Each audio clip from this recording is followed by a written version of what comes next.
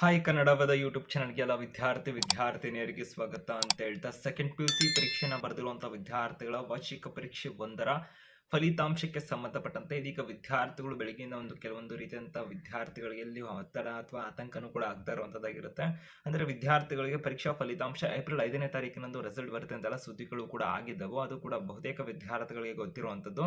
ಇದೀಗ ಏಪ್ರಿಲ್ 5ನೇ ತಾರೀಕು ಶನಿವಾರದಂದು ರಿಸಲ್ಟ್ ಬರ್ದಿರೋದ್ರಿಂದ ಈಗ ಸಾಕಷ್ಟು ವಿದ್ಯಾರ್ಥಿಗಳು ಕೇಳ್ತಿರುವಂತ ಪ್ರಶ್ನೆ ಏನಾಗಿದೆ ಅಂದ್ರೆ ಏಪ್ರಿಲ್ 5ನೇ ತಾರೀಕಿನಂದು ರಿಸಲ್ಟ್ ಅಂತೂ ಬರ್ನಿಲ್ಲ, ಆದ್ರೆ ಇವಾಗ ಏಪ್ರಿಲ್ 7ನೇ ತಾರೀಕಿನಂದು ಮುಂದೂಡಿಕೆ ಆಗಿದೆ ಅಂತ ನಿಜಾನ? ಅದು ಏಪ್ರಿಲ್ 7ನೇ ತಾರೀಕಿನಂದು ರಿಸಲ್ಟ್ ಪ್ರಕಟ ಆಗ್ತಿದ್ಯಾ?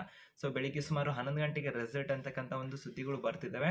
ಇದು ನಿಜಾನ ಆಗಿದ್ರೆ ಏಪ್ರಿಲ್ 7ನೇ ತಾರೀಕಿನಂದು ರಿಸಲ್ಟ್ 100% ಬರುತ್ತಾ ಅಂತ ಒಂದು ಪ್ರಶ್ನೆಗಳಿದಾವಲ್ಲ, ಇದಕ್ಕೆ ಸಂಬಂಧಪಟ್ಟಂತೆ ಶಿಕ್ಷಣ ಇಲಾಖೆಯವರಾಗಿರೋ ಏನು ಸ್ಪಷ್ಟನೆಯನ್ನ ಕೊಟ್ಟಿದ್ದಾರೆ, ಅವರು ತಿಳಿಸಿರುವಂತಹ ಮಾಹಿತಿ ಏನಾಗಿದಾವಾಗಿದ್ರೆ ರಿಸಲ್ಟ್ ಯಾವ ದಿನದಂದು ಅಥವಾ ವಿದ್ಯಾರ್ಥಿಗಳಿಗೆ ವೆಬ್ಸೈಟ್ನಲ್ಲೂ ಕೂಡ ಸಮಸ್ಯೆಗಳು ಕೂಡ ಆಗ್ತಿರುವಂತದ್ದಾಗಿರುತ್ತೆ. ಹಾಗಾಗಿ ವಿದ್ಯಾರ್ಥಿಗಳ ಸಮಸ್ಯೆ ಏನಾಗಿದಾವಲ್ಲ, ನಾಳೆ ರಿಸಲ್ಟ್ ಬರುತ್ತಾ, ಸೆಕೆಂಡ್ PUC ವಿದ್ಯಾರ್ಥಿಗಳ ಫಲಿತಾಂಶ ನಾಳೆ ಬರುತ್ತಾ ಅಂತ ಸಾಕಷ್ಟು ವಿದ್ಯಾರ್ಥಿಗಳು ಕೇಳ್ತಾರೆ. ಅದಕ್ಕೆ ಸಂಬಂಧಪಟ್ಟಂತೆ ಈಗ ಮಾಹಿತಿನ ತಿಳಿಸ್ತಾ ಇರೋದಾಗಿರುತ್ತೆ. ಹೆಚ್ಚಿಗೆ ಶಿಕ್ಷಣಕ್ಕೆ ಸಂಬಂಧಪಟ್ಟಂತೆ ಅಪ್ಡೇಟ್ಸ್, ಇನ್ಫಾರ್ಮೇಶನ್, ಮಾಹಿತಿ, ಸುದ್ದಿಗಳನ್ನ ಪಡ್ಕೊಳ್ಳೋದಕ್ಕೆ ನೀವಿನ್ನು ಕನ್ನಡ ವೇದ ಯೂಟ್ಯೂಬ್ ಚಾನಲ್ಗೆ ಸಬ್ಸ್ಕ್ರೈಬ್ ಆಗದೆ ಹೊಸದಾಗಿ ವಿಡಿಯೋನ ನೋಡ್ತಿರುವಂಥ ವಿದ್ಯಾರ್ಥಿಗಳು ಈ ಕೂಡಲೇ ಚಾನಲ್ಗೆ ಸಬ್ಸ್ಕ್ರೈಬ್ ಮಾಡಿ, ಬೆಲ್ಲೈಕನ್ ಕ್ಲಿಕ್ ಮಾಡಿ, ನಿಮ್ಮೆಲ್ಲ ಸ್ನೇಹಿತರಿಗೆ ಮರೀದೆ ವಿಡಿಯೋನ ಶೇರ್ ಮಾಡಿ, ಅವರಿಗೂ ಕೂಡ ಒಂದು ಮಾಹಿತಿ ತಲುಪುತ್ತೆ. ಯಾಕಂದ್ರೆ ಸಾಕಷ್ಟು ವಿದ್ಯಾರ್ಥಿಗಳಿಗೆ ಒಂದು ಸರಿಯಾದ ರೀತಿ ಮಾಹಿತಿಗಳೇ ತಲುಪ್ತಾ ಇಲ್ಲ ಅಂತ ಹೇಳ್ಬೋದಾಗಿರುತ್ತೆ.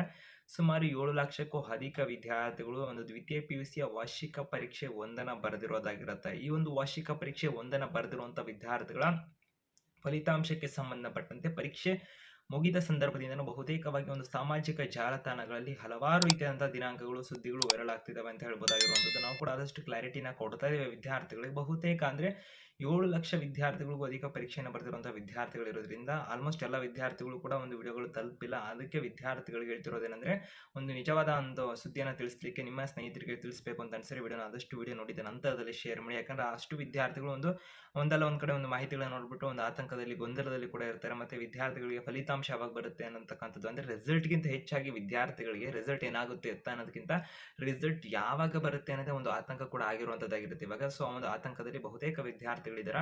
ಸೊ ಆತಂಕ ಇಟ್ಕೊಂಡಿರೋ ವಿದ್ಯಾರ್ಥಿಗಳು ಒಂದನೇದಾಗಿ ಹೇಳಕ್ ಇಷ್ಟಪಡ್ತೇನೆ ಅಂದ್ರೆ ರಿಸಲ್ಟ್ ಅಂತಕ್ಕಂಥದ್ದು ಬಂದಿರುತ್ತೆ. ವಿದ್ಯಾರ್ಥಿಗಳು ಒಂದಲ್ಲ ಒಂದಿನ ಬರಲೇಬೇಕಾಗಿರುತ್ತೆ. ನೀವು ಪರೀಕ್ಷೆ ಬರ್ದಿದ್ದೀರಾ, ರಿಸಲ್ಟ್ ಅಂತಕ್ಕಂಥದ್ದು ಬರುತ್ತೆ. ಅದರದ್ದು 2ನೇ ಎಕ್ಸಾಮ್, 3ನೇ ಎಕ್ಸಾಮ್ ಕೂಡ ಕೊಡ್ತೀವಿ ಅಂತ ಹೇಳಿದರೆ ಆ ಕಾರಣಕ್ಕೆ ರಿಸಲ್ಟ್ ಅಂತಕ್ಕಂಥದ್ದು ಬೇಗನೆ ಬರುತ್ತೆ. ಯಾವುದೇ ರೀತಿ ಆತಂಕ, ಒತ್ತಡನ ಇಟ್ಕೊಳ್ಳೋಕೆ ಹೋಗ್ಬಿಡಿ. ನಿಮ್ಮ ರಿಸಲ್ಟ್ ಏನೇ ಆದರೂ ಕೂಡ ವಿದ್ಯಾರ್ಥಿಗಳಿಗೆ ಆಪ್ಷನ್ಸ್ಗಳಂತ ಇರುತ್ತೆ. ವಿದ್ಯಾರ್ಥಿಗಳಿಗೆ ಉತ್ತಮ ಅಂಕ ಬಂತು, ಚೆನ್ನಾಗಿ ಮಾರ್ಕ್ಸ್ ಬಂತಂದ್ರೆ ನಿಮ್ಮ ಇಷ್ಟದ ಕೋರ್ಸ್ಗಳಿಗೆ ನೀವು ಹೋಗ್ಬೋದಾಗಿರುತ್ತೆ.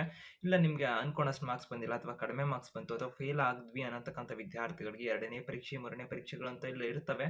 ಅದ್ರ ಬಗ್ಗೆನೂ ಕೂಡ ಕಂಪ್ಲೀಟ್ ಎಕ್ಸ್ಪ್ಲನೇಷನ್ ವಿಡಿಯೋಸ್ ನಿಮಗೆ ಬರ್ತದೆ ಮುಂದಿನ ದಿನದಲ್ಲಿ. ಸೊ ಯಾವ ತರ 2ನೇ ಪರೀಕ್ಷೆ ಇರುತ್ತೆ, 3ನೇ ಪರೀಕ್ಷೆ ಏನು, ಅದಕ್ಕೆ ಯಾವ ಮಾನದಂಡ ಇರುತ್ತೆ ಅಥವಾ ಏನಕ್ಕೆ ಅದು 2ನೇ ಪರೀಕ್ಷೆ, 3ನೇ ಪರೀಕ್ಷೆ ಅಂತ ಕರೀತಾರೆ, ರಿಪೀಟರ್ಸ್ ಅಂತ ಯಾರು ಬರುತ್ತಾ, ಫೇಲ್ ಆಗಿರೋ ವಿದ್ಯಾರ್ಥಿ ಅಂತ ಏನಾದ್ರು ಪರಿಗಣಿಸ್ತಾರಾ, ಇದ್ರ ಬಗ್ಗೆ ಎಲ್ಲ ಮುಂದಿನ ದಿನದಲ್ಲಿ ಮಾಹಿತಿನ ಕೊಡ್ತೇವೆ. ಸದ್ಯಕ್ಕೆ ವಿದ್ಯಾರ್ಥಿಗಳಿಗೆ ರಿಲ್ಯಾಕ್ಸ್ ಆಗಿ ರಜದ ದಿನಗಳೇನಿದಾವೆ, ವಿದ್ಯಾರ್ಥಿಗಳಿಗೆ ಎಕ್ಸಾಮ್ ಆದಾಗಿಂದ ವಿದ್ಯಾರ್ಥಿಗಳಿಗೆ ರಜೆ ದಿನ ಅಂತಾನೆ ಹೇಳ್ಬೋದಾಗಿರುತ್ತೆ.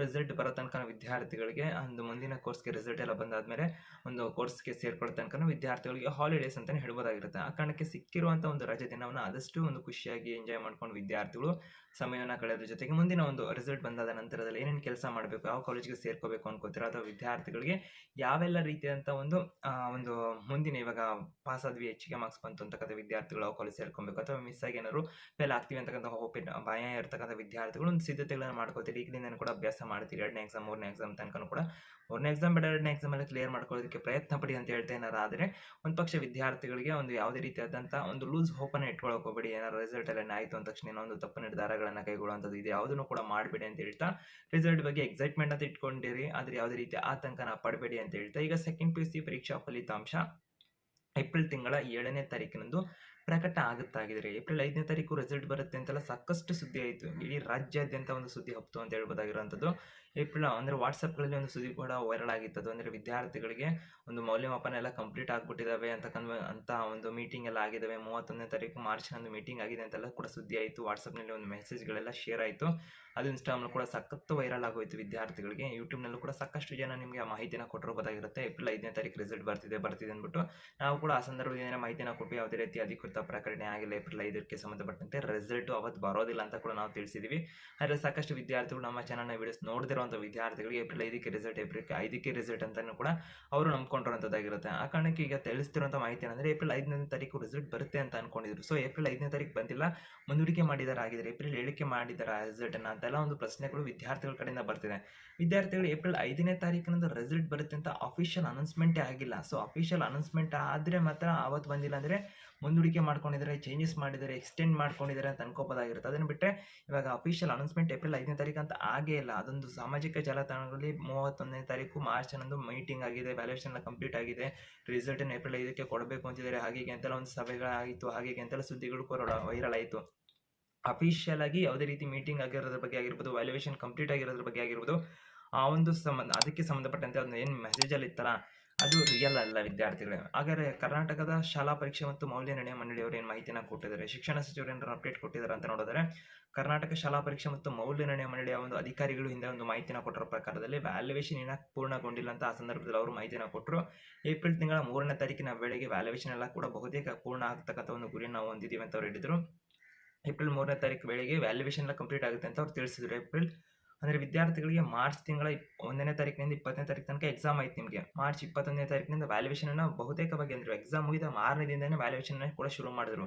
ನಂತರದಲ್ಲಿ ವಿದ್ಯಾರ್ಥಿಗಳಿಗೆ ಏಪ್ರಿಲ್ ತಿಂಗಳ 3ನೇ ತಾರೀಕು ತನಕ ಅಂದರೆ ವಿದ್ಯಾರ್ಥಿಗಳಿಗೆ ವ್ಯಾಲ್ಯೂಯೇಷನ್ ನಡೆದಿರೋದಾಗಿರುತ್ತೆ. ಮಾರ್ಚ್ 21ರಿಂದ ಏಪ್ರಿಲ್ 3ನೇ ತಾರೀಕು ತನಕ ಆಲ್ಮೋಸ್ಟ್ ವಿದ್ಯಾರ್ಥಿಗಳಿಗೆ 13ರಿಂದ 14 ದಿನ ವ್ಯಾಲ್ಯೂಯೇಷನ್ಗಳು ನಡೆದಿರೋದಾಗಿರುತ್ತೆ.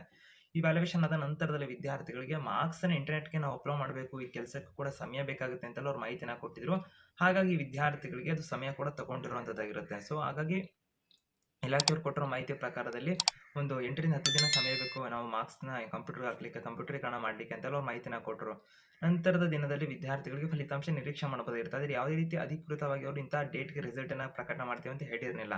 ಸೊ ಏಪ್ರಿಲ್ 7ನೇ ತಾರೀಕು ರಿಸಲ್ಟ್ ಬರುತ್ತೆ ಅಂತೆಲ್ಲ ಕೇಳ್ತಿರಲ್ಲ ವಿದ್ಯಾರ್ಥಿಗಳೇ. ಇಲಾಖೆಯವರು ಕೊಟ್ಟಿರೋ ಮಾಹಿತಿ ಪ್ರಕಾರದಲ್ಲಿ ಏಪ್ರಿಲ್ 7ನೇ ತಾರೀಕಿನಂದು ಬೆಳಿಗ್ಗೆ 11 ಗಂಟೆಗೆ ರಿಸಲ್ಟ್ ಹಾಗೆ ಅಂತ ಎಲ್ಲೂ ಕೂಡ ಅವ್ರು ಮಾಹಿತಿನ ಕೊಟ್ಟಿಲ್ಲ. ಸೊ ಈಗ ಅಂದರೆ ಏಪ್ರಿಲ್ 5ಕ್ಕೆ ರಿಸಲ್ಟ್ ಬರುತ್ತೆ ಅಂತ ಮಾಹಿತಿ ಇತ್ತಲ್ಲ ವಿದ್ಯಾರ್ಥಿಗಳಿಗೆ. ಸೊ ಅದು ಪೋಸ್ಟ್ಪೋನ್ ಆಗಿ ಅಂದರೆ ಸಂಡೇ ಬಂತು ಮಧ್ಯದಲ್ಲಿ ಏಪ್ರಿಲ್ 6ನೇ ತಾರೀಕು. ಏಪ್ರಿಲ್ 7ಕ್ಕೆ ರಿಸಲ್ಟ್ ಏನೇ ಅಂತ ಸಾಕಷ್ಟು ವಿದ್ಯಾರ್ಥಿಗಳು ಒಂದು ಗೊಂದಲ ಇಟ್ಕೊಂಡಿರೋದಾಗಿರುತ್ತೆ. ಶನಿವಾರ ಬಂದಿಲ್ಲ, ಸೋಮವಾರ ಬರುತ್ತೆ ಅಂತ ಒಂದು ಹೋಪ್ನ ಇಟ್ಕೊಂತಿದ್ರೆ ಯಾವುದೇ ರೀತಿಯಾಗಿ ವಿದ್ಯಾರ್ಥಿಗಳು ಅಧಿಕೃತವಾಗಿ ಏಪ್ರಿಲ್ 7ಕ್ಕೆ ರಿಸಲ್ಟ್ ಅಂತೂ ಅನೌನ್ಸ್ ಆಗ್ತದೆ ಅಂತ ಮಾಹಿತಿಗಳು ಬಂದಿಲ್ಲ. ಸದ್ಯಕ್ಕೆ ಅಧಿಕೃತ ಪ್ರಕಟಣೆ ಅಂತೂ ರಿಸಲ್ಟ್ಗೆ ಬರೋ ಒಂದು ದಿನ ಮೊದಲು ಬರುತ್ತದೆ. ಅದು ಬಂದ ನಂತರದಲ್ಲಿ ವಿದ್ಯಾರ್ಥಿಗಳಿಗೆ ರಿಸಲ್ಟನ್ನು ಡೇಟನ್ನು ಎಕ್ಸ್ಪೆಕ್ಟ್ ಮಾಡಬಹುದಾಗಿರುತ್ತೆ. ಸದ್ಯಕ್ಕಿರುವಂಥ ಮಾಹಿತಿ ಪ್ರಕಾರ ಏಪ್ರಿಲ್ನ 2ನೇ ವಾರದಲ್ಲಿ ರಿಸಲ್ಟ್ ಬರುತ್ತೆ ಅಂತ ಇಲಾಖೆಯವರು ಮಾಹಿತಿನ ಕೊಟ್ಟಿರೋದಾಗಿರುತ್ತೆ.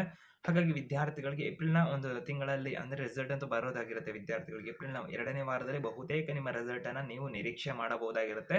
ಸದ್ಯಕ್ಕಿರೋ ಮಾಹಿತಿ ಪ್ರಕಾರ ಏಪ್ರಿಲ್ 2ನೇ ವಾರದಲ್ಲಿ ಬಹುತೇಕ 100% ನಿಮ್ಮ ರಿಸಲ್ಟ್ ಅಂತೂ ಕೊಡ್ತಾರೆ ಇಲಾಖೆಯವರು. ಸದ್ಯಕ್ಕೆ ಇರುವಂಥ ಅಧಿಕೃತ ಮಾಹಿತಿ ಪ್ರಕಾರ ಏಪ್ರಿಲ್ 7ನೇ ತಾರೀಕು ರಿಸಲ್ಟ್ ಬರುತ್ತಾ ಅಂತ ಕೇಳ್ತಿರಲ್ಲ, ಯಾವುದೇ ರೀತಿಯಾಗಿ ಕೂಡ ಏಪ್ರಿಲ್ 7ನೇ ತಾರೀಕಿನದು ರಿಸಲ್ಟ್ ಅಂತಕ್ಕಂಥದ್ದು ಅನೌನ್ಸ್ ಆಗ್ತಾಯಿಲ್ಲ. ಅನೌನ್ಸ್ ಆದರೂ ಕೂಡ ವಿದ್ಯಾರ್ಥಿಗಳಿಗೆ ಒಂದು ದಿನ ಮೊದಲು ಅಂದರೆ ಏಪ್ರಿಲ್ 7ಕ್ಕೆ ರಿಸಲ್ಟ್ ಬರುತ್ತೆ ಅಂದರೆ ಏಪ್ರಿಲ್ 6ನೇ ತಾರೀಕಿನಿಂದ ಒಂದು ಸಭೆ ಮೀಟಿಂಗ್ ಎಲ್ಲ ಆಗ್ಬಿಟ್ಟು ಒಂದು ಪತ್ರಿಕಾ ಪ್ರಕಟಣೆ ಅಂತ ಕರ್ನಾಟಕ ಶಾಲಾ ಪರೀಕ್ಷೆ ಮತ್ತು ಮೌಲ್ಯ ನಿರ್ಣಯ ಮಂಡಳಿಯವರು ಹೊರಡಿಸ್ತಾರೆ. ಸದ್ಯಕ್ಕೆ ಯಾವುದೇ ರೀತಿ ಆದೇಶ ಬರೆದಿರೋದ್ರಿಂದ ಏಪ್ರಿಲ್ ತಿಂಗಳ 2ನೇ ತಾರೀಕು ರಿಸಲ್ಟ್ ಅಂತಕ್ಕಂಥ ಸುದ್ದಿ ಸದ್ಯಕ್ಕೆ ವಿದ್ಯಾರ್ಥಿಗಳಿಗೆ ಅದು ಸತ್ಯಕ್ಕೆ ದೂರವಾದ ಮಾತು ಅಂತ ಹೇಳ್ಬೋದಾಗಿರುತ್ತೆ.